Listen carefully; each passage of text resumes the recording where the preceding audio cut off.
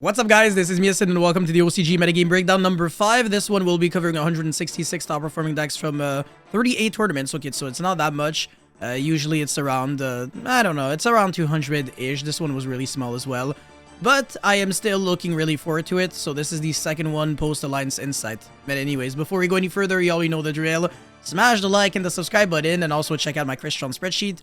The steps to buy it as well as the specs are at the very top of the description, and let's get right into it. So Malice still the #1 best deck. Obviously the new Administrator support is completely cracked.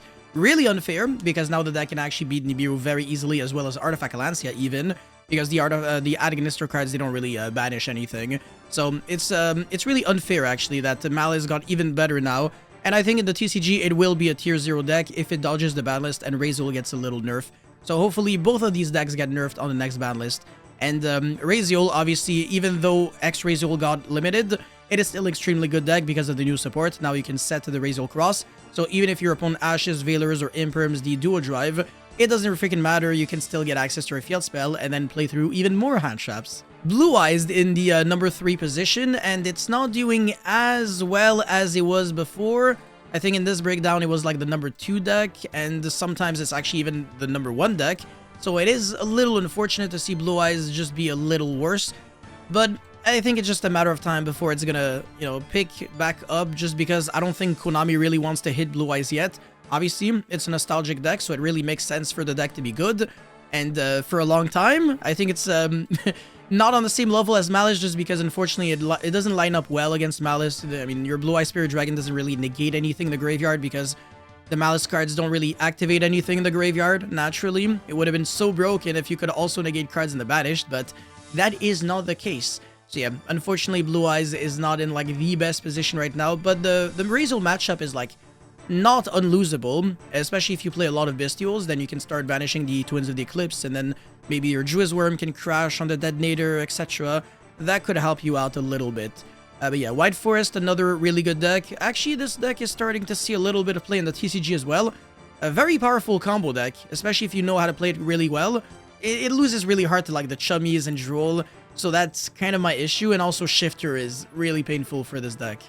Although, to be completely honest with you, Blue Eyes literally folds to Shifter. It's just past turn. There's no good play under Shifter. I tried everything. It's just the one card that just kind of, yeah, it hurts a lot. I mean, I guess the Private Engine is like not garbage through Shifter. And if you play some Bestials, you can at the very least make Heretic Seal. And then against the Malice deck, your Heretic Seal can bounce back the normal summon. And then you can special summon Quackimiru Drago from the deck, which is not too bad actually, but it's not super insane, of course. But yeah, Orchest, okay, sure, alright. It's an okay-ish deck, but it also suffers from Artifact Lancea, so I think it's just a worse version of Malice. And also Chaos Hunter and Bestial Baldric. So this deck is just not worth playing overall. And also it is super inconsistent, like very bricky, because you barely have any like juice cards. You got your, I guess, your Symbol Skeleton, which is like a really fake one-card combo, your Brass Bombard, your Harp Horror, your Mechanite Orchest Girsu, your Foolish Barrel Goods, and that's it. It looks like a lot, but that's only 11 cards, and 11 cards is like an 82, I think, % chance of drawing one in your opening hand, so almost 20% of the time, you're doing nothing in the Orchest deck. You're just going past turn with a bunch of useless cards in your hand, potentially a lot of bricks, a lot of Crescendos, Babbles, I don't know, like Orchest Nightmares, World Wand. It's a deck that comes with so many in-engine bricks that I just cannot recommend Orchest as a 40-card mid-range deck in 2025.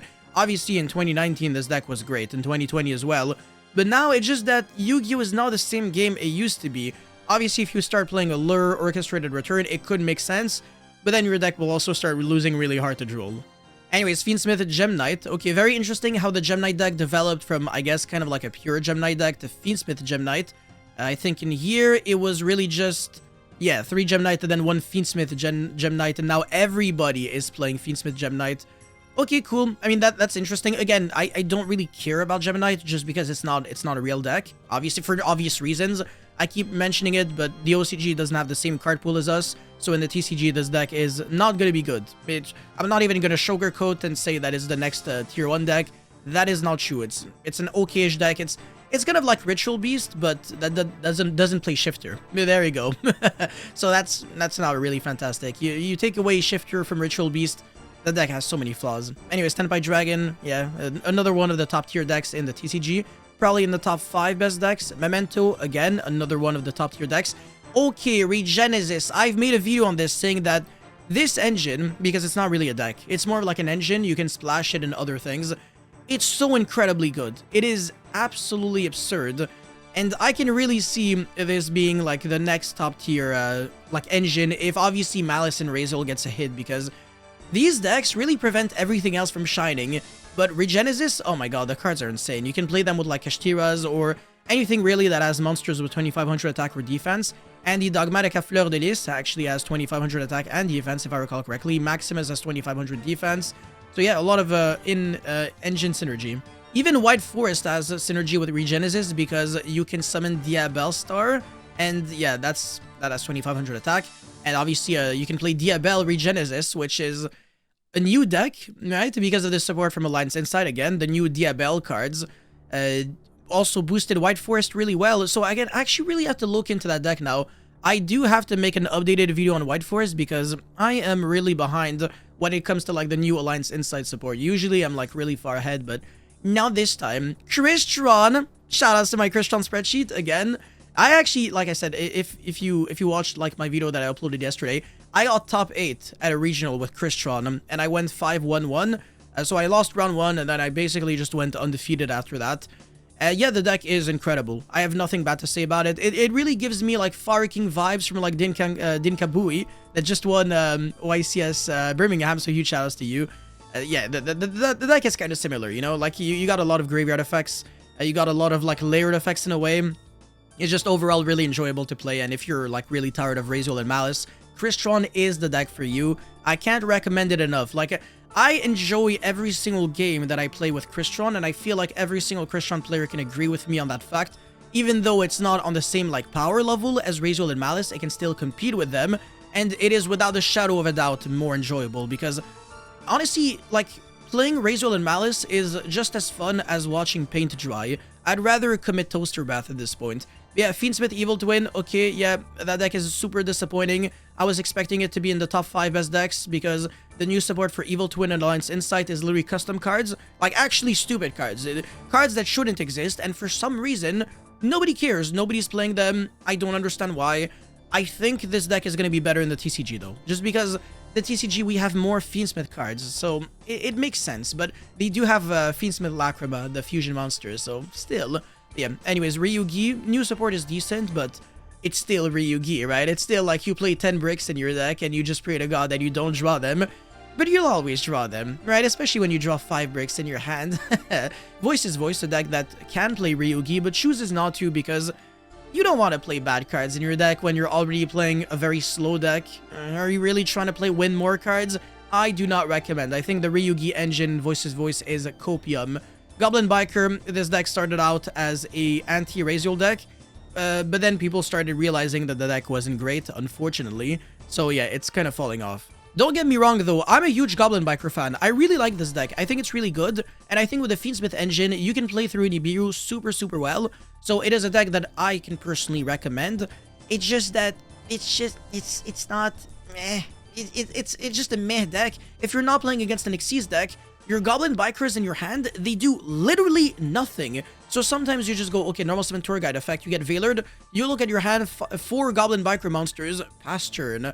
But if there was like 1 Xyz on the field, then you can go like, okay, effect in the hand, detachment roll from your monsters, summon, effect. So that's the reason why it kind of has like an okay-ish Ryzeal matchup, just because at least your monster is their extenders, and they make your opponent's detonator lose a material, but I think it's actually better as like maybe a splashable engine rather than an actual deck. Maybe that's just like my 2 cents.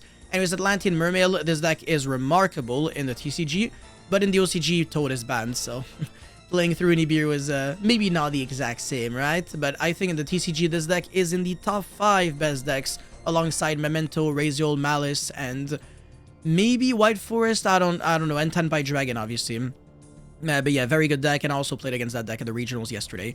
Azamina Snake, Fire King, Fiendsmith Centurion, Dragon Ruler Tachyon, Okay, Dragon Ruler not doing jack shit, unfortunately. It's really sad because I keep watching, you know, replays in the OCG of people playing the Dragon Ruler deck, and it's actually very high ceiling. When it goes first, it's pretty much the exact same as, let's see, I guess tier Mermail in terms of power level, but it's like it's kind of like a Mermail deck that doesn't play hand traps. That's kind of like my issue. But the grind game is absurd because the Dragon Ruler cards, they're kind of nice. And the deck, shockingly enough, doesn't actually lose to any hand traps. It looks really weird. No, never mind. Artifact Lancea. There we go. Sorry, I lied. Artifact Lancea is pretty good against Dragon Ruler just because now you can't really, you know, summon your Dragon Ruler. You can still do some cool things, though. You can still, at the very least, make 1 rank 7. Maybe 2 rank 7s if your hand is good enough, but you're actually going to have to sack. I think Artifact Lancea is like the one good card against Dragon Ruler. But honestly, Shifter isn't even that good. Like, your Dragon Ruler cards get banished, you go effect to search. It still hurts, don't get me wrong, but you can, at the very least, still do something and, you know, have some plays, I don't know. Fiendsmith, Azamina, Chimera, okay, cool. Teller Knights, what the frick? Fiendsmith, Teller, Jesus. Fiendsmith, White Forest, Azamina, Snake Eye, Fiendsmith, Unchained, whatever this is, okay, don't care. Alright, Malice, okay, so what is interesting about Malice? Well, first of all, nothing. So one thing that is being explained here is that Ryzeal and Malice don't actually lose to the same cards, which is a little unfortunate. But Artifact Lancea and Mulchami Nialis, or Meows, are the cards that are really good against Malice, but they suck against Ryzeal, whereas Drill and Logbird, Perulia, and Ultimate Slayer are obviously unplayable against Malice. Like under Perulia, you're giving 1 draw, literally. Or I guess 2 draws sometimes because of the in-hand effect of Hair. But against the Ryzeal deck, these cards are remarkable. Therefore, their weaknesses don't overlap, meaning that you can't really afford to main deck them, so you are better off just main decking, you know, the cards that are the good, I guess, for both. The cards that kind of overlap. And unfortunately, right, cards like Veiler and Imperm are actually really garbage against both Ryzeal and Malice if you just draw one of them. Therefore, the only way to really play in this format is by playing such an absurd amount of hand traps that you always draw them in combination. And that is what's being explained here, and this is also kind of like the new reality of Yu-Gi-Oh! If your deck cannot play upwards of 16 or more hand traps in the main deck, you are seriously going to be left behind. So that's the reason why every good deck, it always plays a bunch of 1-card combos, just because your deck needs to be self-sufficient. Even when you draw like 4 hand traps, you still want to have, you know, your 1-card starter, and preferably it has to be a 1-card starter that can somewhat be resilient, and that can also give you access to a grind game. Yeah, that's the reason why decks like Tier, Lightsworn, etc. that don't play a lot of non-engine, they kind of suck ass, unfortunately.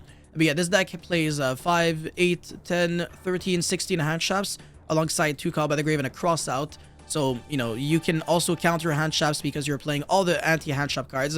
This is like the most standard, easy to build deck list I have ever seen. It's so obvious. You're maxing out on the Imperm and Impulse just because there's no conflicting. There's no Dotscaper anymore, by the way. Just in case you haven't wondered, Dotscaper is 100% not needed since Hair is infinitely better, and it's not even close. It's like, it's not a brick, unlike Dotscaper, and on top of that, it actually pushes even more than Dotscaper. I don't even get it. The Malice Mirrors or something, the quick play spell card, this card is actually not a card that you're trying to draw, but rather banish with a field spell, and it actually is also better than, you know, just banishing like your Red Ransom off of the field spell. No, this is Red Ransom. There we go. There we go.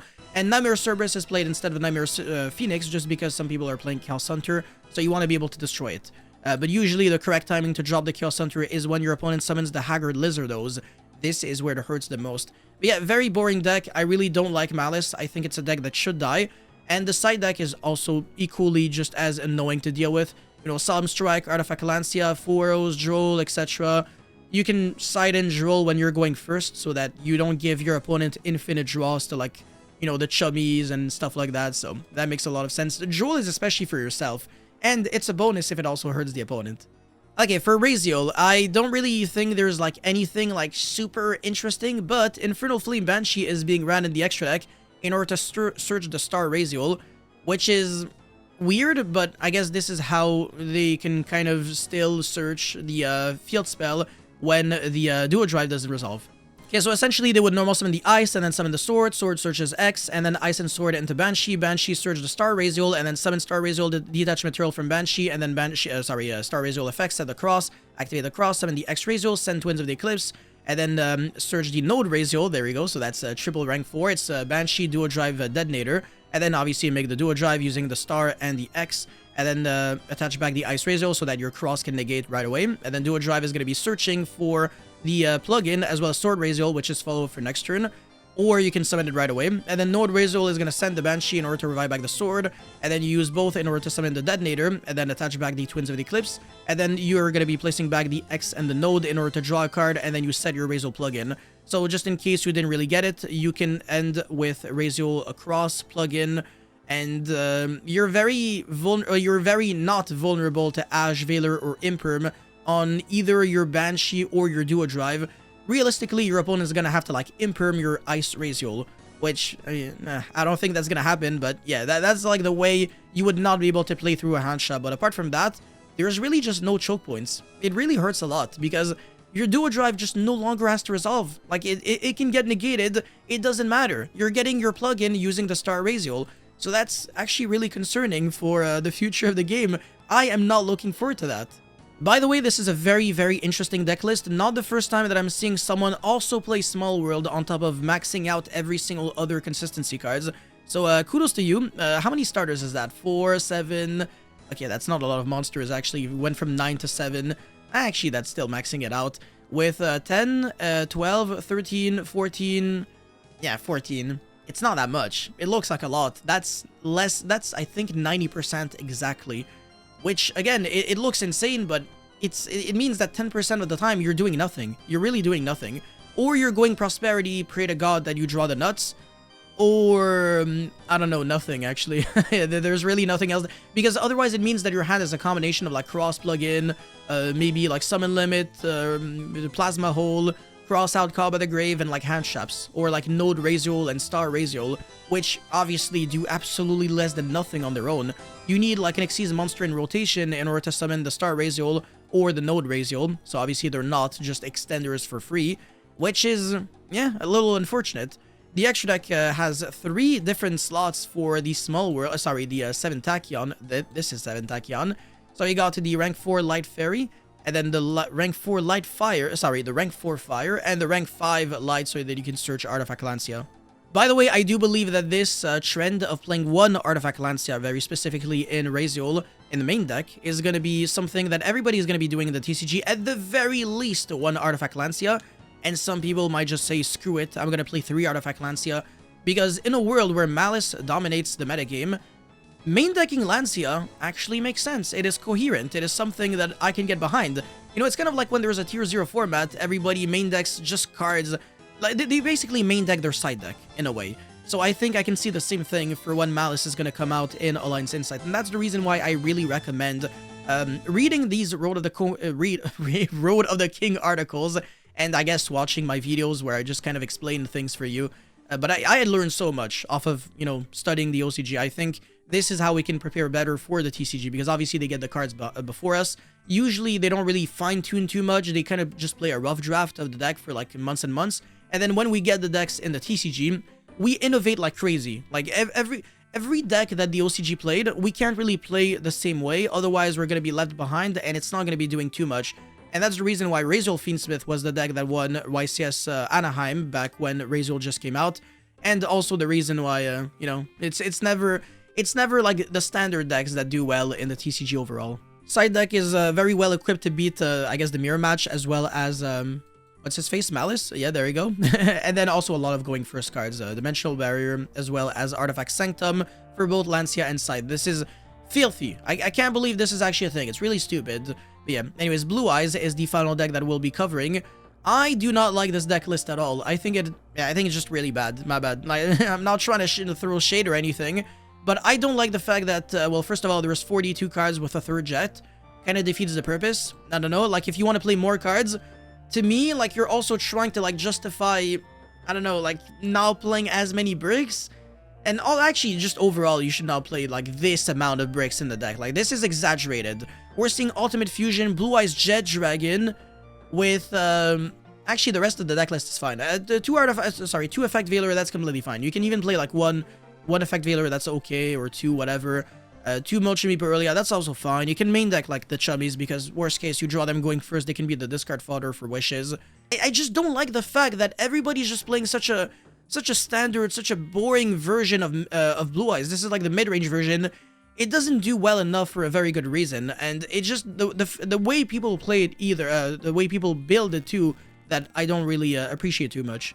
The extra deck is also like just weird. Why is there only 2 spirits and no Crimson Dragon and Cosmic Blazar or Zephyr Dragon in the extra deck? This is the mid-range version. The extra deck space shouldn't be that tight. Like the Indigo Eyes, I'm sure you're barely ever summoning this. I can really understand why you're playing the Aggregator in the extra deck instead of the side. I don't think that you need a second copy of Tyrant if you want to play Crimson Dragon and stuff, which should come up like very often.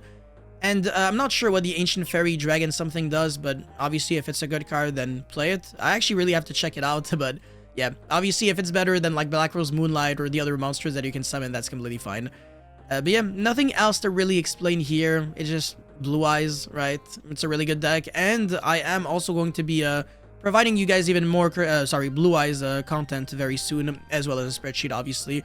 Might be up to like tomorrow or the day after. I'm not 100% sure. But yeah, anyways, in conclusion, Malice and Ryzeal, they're always the best deck, obviously, unfortunately.